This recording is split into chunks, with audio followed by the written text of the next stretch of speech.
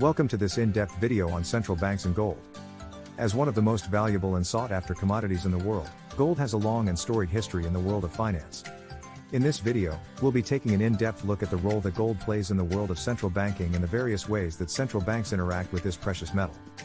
First, let's define what a central bank is and discuss its role in the economy. A central bank is a financial institution that is responsible for managing a country's monetary policy and providing financial services to the government.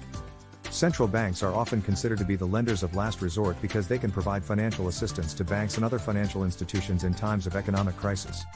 Central banks also play a key role in regulating the financial system and maintaining stability in the economy.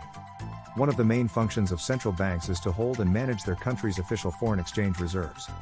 These reserves are used to stabilize the value of the country's currency and to provide a source of funds that can be used to finance international trade and investment.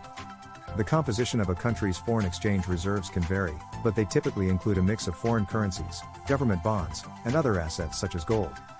Many central banks hold gold as part of their foreign exchange reserves because it is a widely recognized and accepted form of currency. Gold has been used as a form of money for centuries, and it is seen as a stable asset that can be used to store value over the long term. Gold is also considered to be a good hedge against inflation because its value tends to increase when the value of fiat currencies decreases. Central banks can hold gold in a variety of ways. Some central banks hold physical gold in their vaults, while others hold gold in the form of financial instruments such as futures contracts or exchange-traded funds. The amount of gold that a central bank holds can vary depending on a variety of factors, including the size of the country's economy and the level of international trade that it engages in. Central banks can also interact with gold in other ways. For example, they may buy and sell gold in the market in order to influence the price of the metal. This is known as gold market intervention, and it can be used as a tool to stabilize the value of a country's currency. Central banks may also lend gold to other financial institutions or use it as collateral for loans. In addition to holding and interacting with gold as part of their foreign exchange reserves, central banks may also use gold as a tool for monetary policy.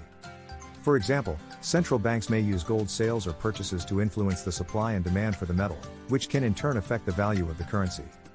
Gold has played a significant role in the world of central banking for centuries, and it continues to be an important asset today.